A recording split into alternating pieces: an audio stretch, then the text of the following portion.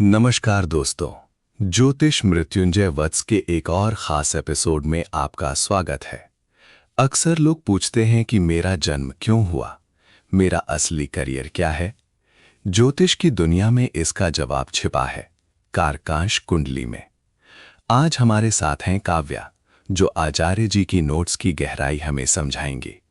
काव्या, आपका स्वागत है। धन्यवाद आर्यन। आज का विषय वास्तव में बहुत गहरा है। आमतौर पर हम लग्न कुंडली देखते हैं, लेकिन कारकांश कुंडली वो दर्पण है जिसमें हमारी आत्मा का स्वरूप दिखता है। काव्या, सबसे पहले हमारे दर्शकों को ये बताइए कि ये कारकांश कुंडली आखिर बनती कैसे है। क्या ये सामान्य कुंडली से अलग है? बिल्कुल आर्यन, ये मुख्य रूप से जैमिनी ज्योतिष पर आधारित है। इसे बनाने के लिए हमें सबसे पहले आत्मकारक ग्रह को पहचानना होता है।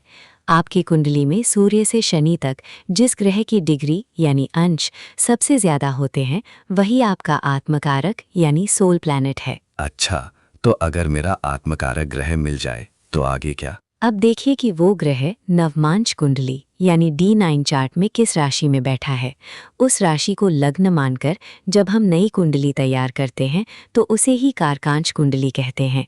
ये आपकी आत्मा के वास्तविक लक्ष्य को डिकोड करती है। कमाल की बात है, नोट्स में ग्रहों के अनुसार आत्मा के लक्ष्य बताए गए हैं। जैसे अगर किसी के कारकांश लग्न में सूर्य हो तो उसका क्या अर्थ है? आर्यन, सूर्य अधिकार और नेतृत्व का प्रतीक है। ऐसे व्यक्ति की आत्मा इस जन्म में नेतृत्व करना सीखने आई है। शायद पिछले जन्म में उन्होंने पहचान की कमी महसूस की हो, इसीलिए इस बार वे प्रशासन या राजनीति जैसे क्षेत्रों में चमकते हैं। और अगर बुध हो, क्योंकि आजकल बहुत से लोग IT और मीडिया में जाना चाहते हैं। बुध वाले जातकों का मुख्य उद्देश्य ज्ञान और संचार का विकास करना है। नोट्स के अनुसार इनका पिछला जन्म भ्रम या गलत निर्णयों वाला रहा हो सकता है, इसीलिए इस जन्म में वे एक बेहतरीन लेखक, ज्योतिषी या बिजनेसमैन बनकर उभरते हैं। काव्या, मैंने नोट्स में एक दिलचस्प बात पढ़ी, राहु और केतु के बारे में। ये दोनों छाया ग्रह कारकांश में क्या संदेश देते हैं? बहुत ही गहरा संदेश। राहु अगर कारकांश लग्न में है तो आत्मा भौतिक विस्तार और कुछ नया यानी अनकन्वेंशनल अनुभव करना चाहती है। वहीं केतु का होना सबसे पवित्र माना जाता है।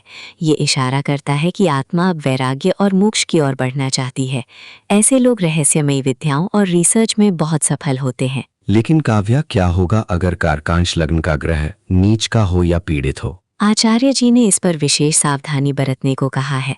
यदि ग्रह पीड़ित है तो इंसान पुराने चक्र में फंसा रह सकता है। जैसे पीड़ित शुक्र प्रेम को केवल वासना तक सीमित कर सकता है, इसीलिए आत्ममंथन बहुत जरूरी है। वाकई, ये सिर्फ करियर नहीं बल्कि इनर पीस यानी आंतरिक शांति का रास्ता है।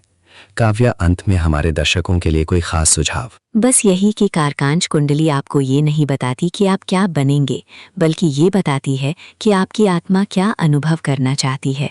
अपनी आत्मा के उद्देश्य को पहचाने, सफलता अपने आप पीछे आएगी। बहुत बहुत धन्यवाद काव्या। दोस्तों, उम्मीद है आचार्य मृत्युंजय वत्स जी के ये नोट्स आपके जीवन को एक नई दिशा देंगे।